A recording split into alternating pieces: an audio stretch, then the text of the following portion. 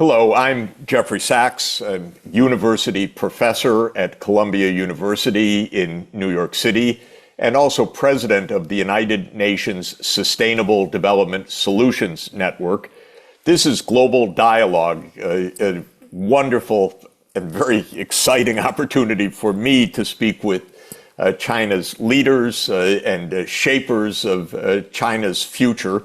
And today I'm absolutely thrilled to be speaking with Chairman Liang, of course, the former chief executive of Hong Kong in the years 2012 to 2017, and a leader of China, currently the vice chairman of the National Committee of the Chinese People's Political Consultative Committee, the CPPCC. And Chairman Liang, you've played a remarkable role in Hong Kong throughout the Pearl River Delta. Now we call it the Greater Bay Area. So thank you so much for being together with me in this opening session of our Global Dialogue. And I would like you, with your vast experience, to share some thoughts for everybody listening about the Greater Bay Area. I can say, as I turn it over to you, that from my point of view, looking around the world, I find few, if any, places that can match the Greater Bay Area in the combination of skills, production, technology, finance, culture, tourism, and at a scale of around 70 million people that can play such a remarkable dynamic role for China and with China's growing role in the world. So I'd love to hear your thoughts about this, because you've been so deeply involved in creating this integrated region and all of its remarkable advances. Professor Sachs, I'm very pleased to be with you again. You're perfectly right in describing this initiative. It is an exciting subject from the intellectual, academic, political, economic, and social point of view. And the key word in this initiative is integration amongst the 11 cities that exist and operate under the two separate systems in the same country, under this one country, two systems principle. I say it's very interesting academically and intellectually as well, because, as you know, Hong Kong and Macau, as the two special administrative regions of China, operate a different political, social, and economic system compared to our counterparts on the mainland of China, including the rest of the Greater Bay Area cities. And therefore, we have this high degree of autonomy. We are not part of the same Guangdong province as the 9 Guangdong Greater Bay Area cities are. And then we have different currencies, different practices. For example, we have different professional qualifications, and so on and so forth. And Hong Kong and Macau are separate custom jurisdictions as well. And therefore, for people to cross the boundary, and also for goods and capital to cross the boundaries into the mainland of China, including the 9 Guangdong cities in the rest of the GBA, and vice versa in the reverse direction, you have custom and immigration control. And so how do we maintain the same one country, two systems with high degree of autonomy principle, and at the same time achieve integration by releasing more sort of market forces into the system? Has been a subject that we are studying intensively for the last 10, 15 years, and we're seeing early results. And so it's very good to be having this dialogue with you and share my views with your audience. This is fantastic. I really want to understand this, because I know Hong Kong is an absolutely amazing place. I've often said, if you don't love Hong Kong, you're not an economist, because Hong Kong is economy, it's markets, it's finance, it's retail trade. It's absolutely dazzling. Right across the border in Guangdong province is Shenzhen. And I think Shenzhen, and I'd like to ask you about that, it's one of the most amazing development stories probably in history, because if I'm not mistaken, 40 years ago, or even more recently, Shenzhen was a village basically of maybe 25,000 people. And now it's one of the, am I right? It's 25 million today or something like that, a 1,000-fold increase. You watch that happen. How does it relate to Hong Kong, and how did that happen? Because it's absolutely unbelievable. Well, about 45 years ago, when I was a young graduate having just left college, I, together with a number of professionals in Hong Kong, made trips across the boundary to Shenzhen. We helped Shenzhen establish its status as a special economic zone, and we also helped on the first city planning of Shenzhen, and we were told that they had a population target in mind of 300,000 people. And we had an interesting debate, and we said, where on earth would you get 300,000 people to come and live in Shenzhen? They had, as you said, at that time, something like 25, 30,000 people living in the fishing and farming villages. But now today, Professor Sack, they have the highest GDP per capita amongst all cities in the mainland of China. They have higher GDP per capita than Shanghai and Beijing, respectively, has. And it has absolutely extraordinary. It has its own container port, one of the biggest in the world. It is definitely one of the high-tech research and development and production centers of the whole of China. Yeah, and of the world, I would say. And of the world.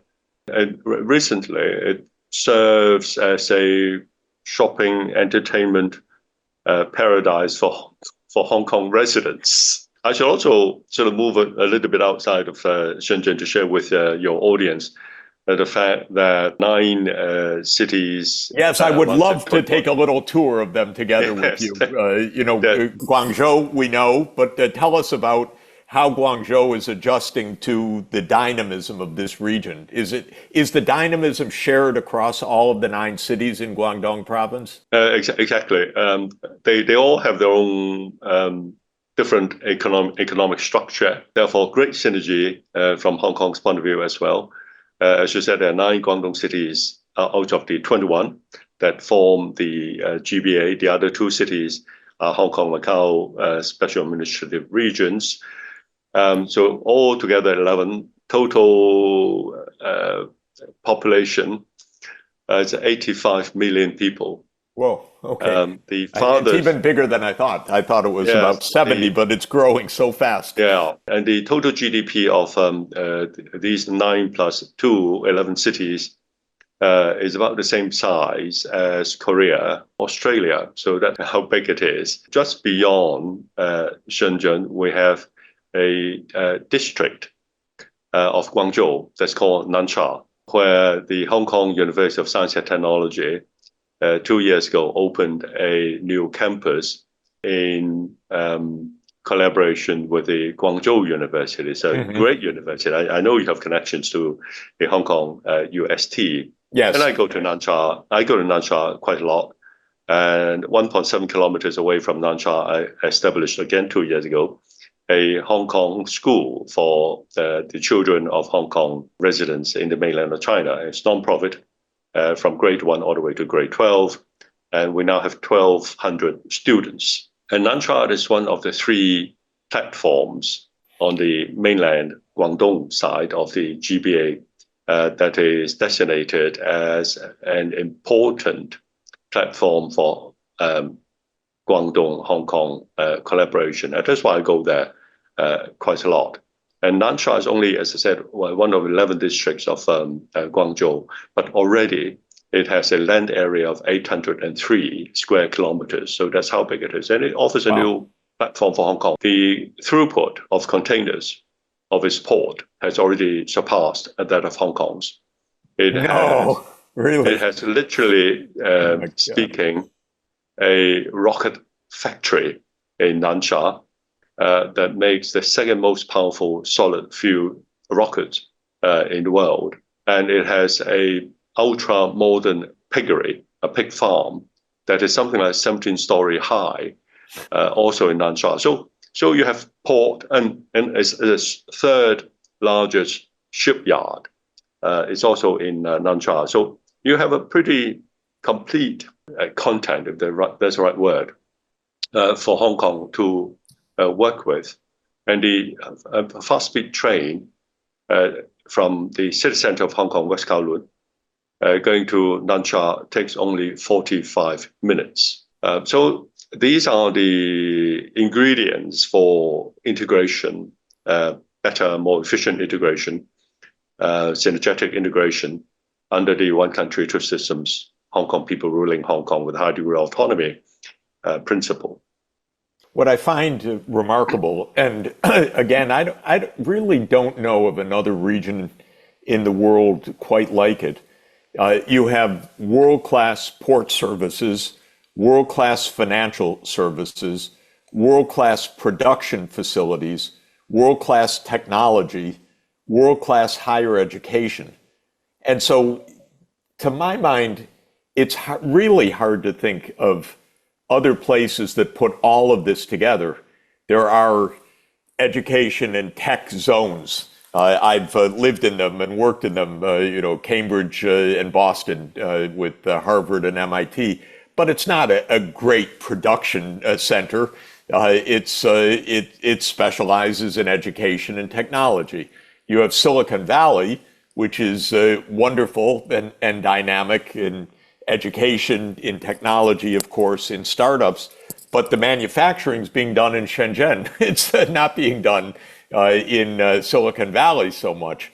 So it's the combination that I find absolutely remarkable. And I can imagine that these cities are really dynamically adjusting to their particular roles in all of this process. And I'd be interested to understand how Hong Kong is changing through its connection with Shenzhen or with these other production centers. Is Hong Kong, as one of the world's great financial centers, naturally becoming the financier of these cities in Guangdong and continuing to play that special role, or is it doing something else? It's an extremely insightful question, if I may say so, Professor Sachs, because Hong Kong has to adjust and adapt, and Hong Kong is doing exactly that at the present time. For example, Hong Kong's container port used to service the mainland cities at one time as far as Shanghai, when our truck drivers would drive boxes unloaded at the Hong Kong port all the way for a couple of days on the road to Shanghai. And now the role is being reversed because the cost of operation of the port in Shenzhen and Nansha is lower. And therefore, shippers send the things that we need to these mainland ports for them to be trucked down to Hong Kong. And therefore, if you look at the number of boxes that Hong Kong handles, which has been growing, but not as fast as the mainland port. And so by way of ranking, we've been going down. We're now probably 8th or 9th largest port in the world in terms of number of boxes that we handle. But we are moving up the value chain. We are elevating our status as an international transportation that includes shipping center of China by not focusing only on port-based activities, but growing what I call desk-based shipping activities.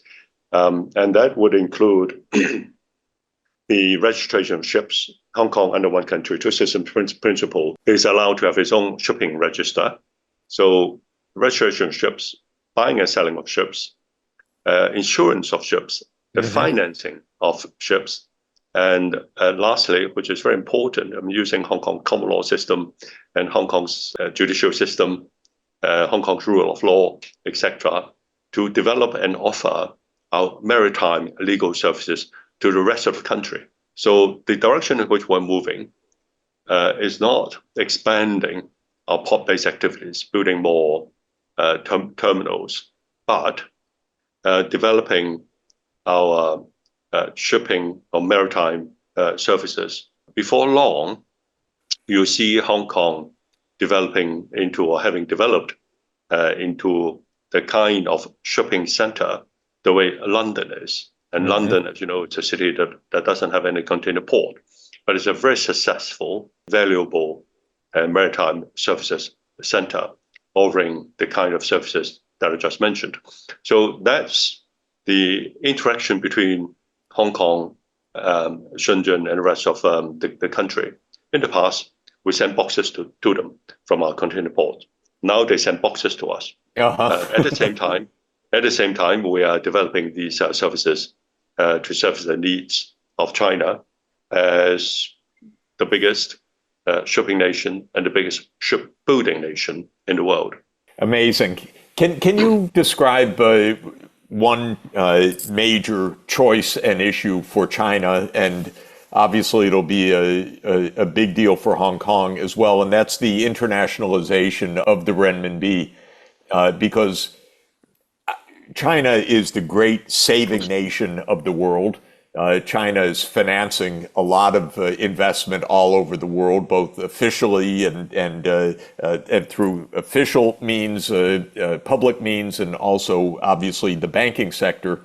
Hong Kong has been based especially in Western currencies and the Hong Kong dollar, but the renminbi, we're counting on playing a larger role directly in the world, and the panda bond market, and the ability of countries to finance their long-term infrastructure, which they're going to buy from China through Chinese saving, and ultimately, I think, through the Hong Kong financial system.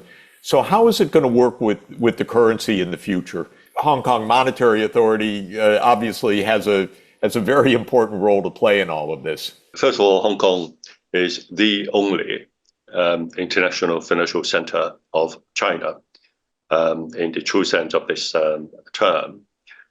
Secondly, Hong Kong has a separate currency from the rest of China, which is renminbi. And Hong Kong dollar is freely convertible. Its value is pegged to the US dollar. And so Hong Kong dollar is as good as a US dollar, is a US dollar proxy.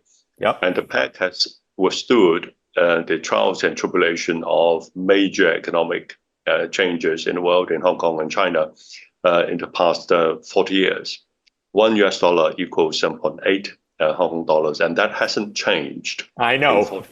I've been coming for 40 years, so that hasn't changed in 40 years. Rock solid. And what's more, Hong Kong is the IPO center for mainland Chinese enterprises ever since TAIPEI came to Hong Kong to this in 1993, I believe.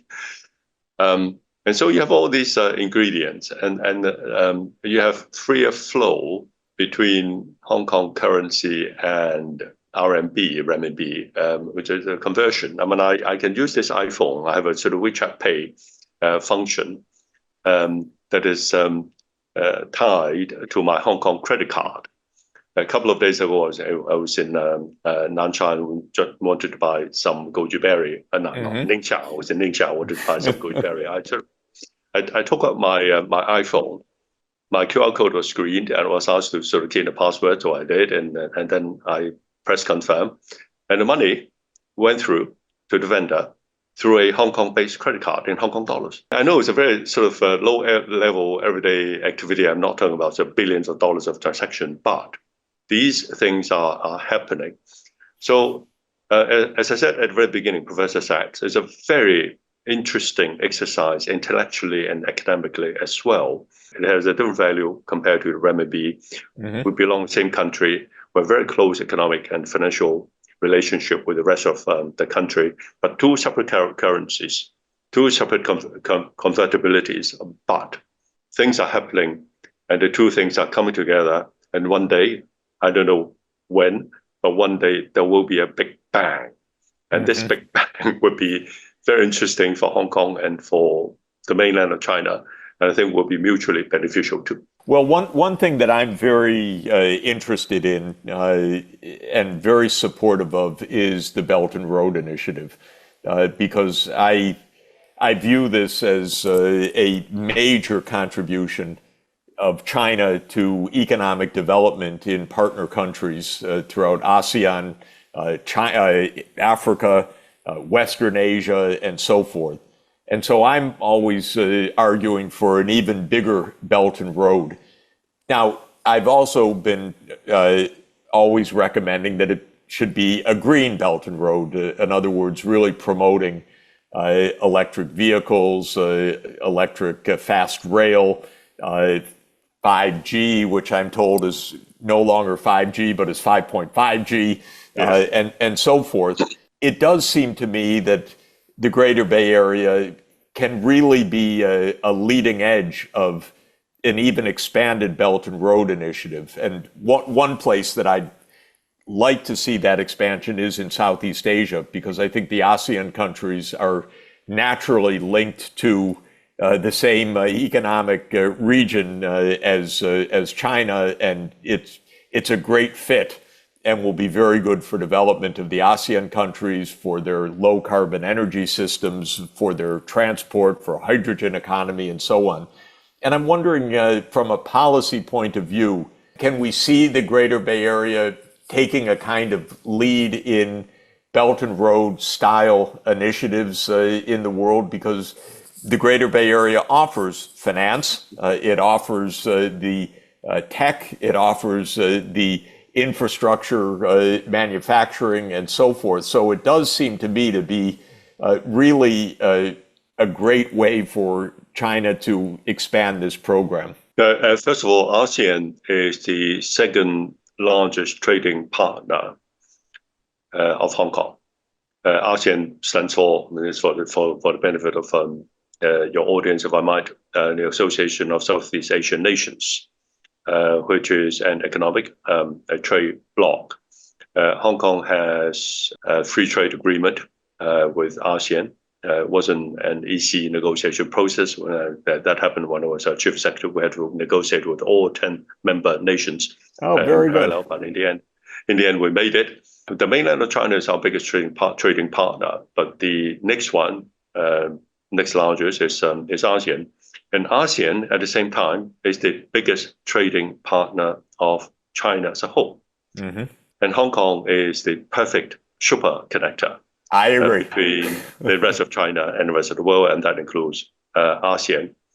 And ASEAN, as an economic bloc, has one of the highest economic growths, even in recent years when the rest of the world has been sort of impacted by COVID and various other things. And Hong Kong people have very close family and social connections to the peoples of the 10 member nations of ASEAN. So these are the factors that we are bringing to bear on Hong Kong's role right between the GBA Guangdong cities and the ASEAN nations. So we're seeing increases of trade and other activities very quickly. A couple of days ago, I was on a plane from Hong Kong flying to Nansha, which is a Muslim autonomous region in the northwestern part of China. I know Nansha, actually. I've been a visitor there. I sent you a bottle of wine. The wines are now really getting popular. But anyway, I came across a Malaysian tour group and going to Nansha, and the tour leader told me that 80% of tourists leaving Malaysia for overseas holidays, 80% go to China, not counting Singapore. Singapore obviously is very close to Malaysia. And this is partly because China has waived unilaterally entry visa requirements for Malaysian passport holders. China is continuing to open up, and one of the features is the unilateral waiving of visa requirements for dozens of foreign countries.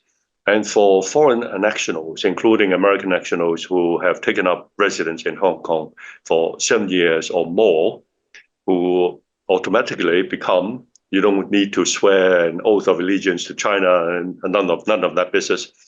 Any foreign national, including American nationals, who have lived in Hong Kong for 7 years or more, taking Hong Kong as their principal place of residence, have become automatically a permanent resident of Hong Kong. You maintain your U.S. nationality, but you become a U.S. national with permanent residency status in Hong Kong. And with that status, recently, you get the benefit of not having to use your US passport or British passport or Australian passport with a visa on it to go to the mainland China. Very attractive. You're given a card, an entry card, which you swipe at the barrier, and then you walk through. That's another feature of China continuing to open up to the outside world. And therefore, we are seeing a lot more foreign nationals who are permanent residents of Hong Kong using that facility, going to places like Shenzhen for shopping, to have a good time in a restaurant, to play golf, or going to the Hong Kong University of Science and Technology to teach. Mm-hmm.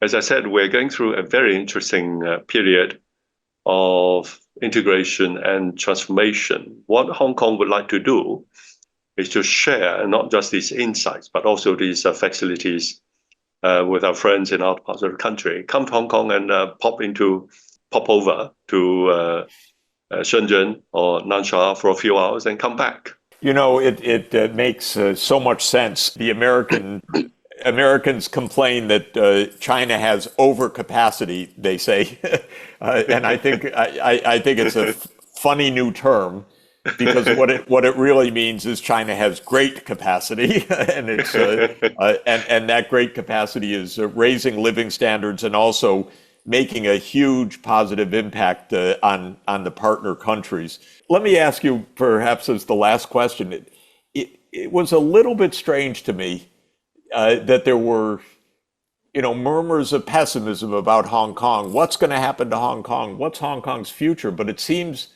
absolutely the contrary, that Hong Kong's role is even more dynamic than ever because of this incredible dynamism throughout China and including immediately in the Greater Bay Area. So it only seems to me to be a cause for excitement. Hong Kong safe and sound. Hong Kong faces the same challenges that many other open global economies face. But otherwise, we're doing well. Yeah, we're doing well under one country, two systems, Hong Kong people ruling Hong Kong with a high degree of autonomy. I think the best way to dispel these, I believe, often politically driven arguments against the future of Hong Kong is to come and visit us. Exactly. Love to see all, including our friends in America. Come to see Hong Kong for yourself. COVID is over. American nationals coming to Hong Kong do not need a visa. And love to show you around in the neighborhood of Hong Kong too. As I said, Shenzhen, Nansha, other GBA cities. And you have to be in these, what I call neighborhood cities of Hong Kong, to understand the purpose of Hong Kong, the forte of Hong Kong, and also, therefore, the future of Hong Kong. And love to do that with you too, Professor Sachs. Chairman Leong, I hope I can take you up on that. I mean, that's my plan, and I'd love to have that opportunity to visit some of the neighborhood with you as well. It would be a great treat and a great privilege. Thank you so much for sharing your actually decades of leadership in bringing about this integration, this remarkable dynamism, this growth of an absolutely unique and fascinating part of the world. So, Chairman Leong, thank you for being with me on Global Dialogue. I so much appreciate it and look forward to seeing you in Hong Kong and the Greater Bay Area very soon. Professor Sachs, it's my privilege. See you in Hong Kong. Thank you. Thank you. 朋友都知道我是很挑剔的，防晒乳我选 KISS 皇家呵护抗光清爽高防晒凝露，因为它有媲美蓝光神盾的抓藻植萃，保护我在阳光下延缓肌肤老化，维持青春弹力，可以防御工作环境里的3C 商品。各种光源对肌肤的伤害，擦起来清爽不黏腻。我特别喜欢它做到海洋友善，365天，天天抗光抗老化，是我的保养日常。你呢？呵护您，呵护全家人，专属你的 KISS Royal Care 抗光清爽高防晒凝露。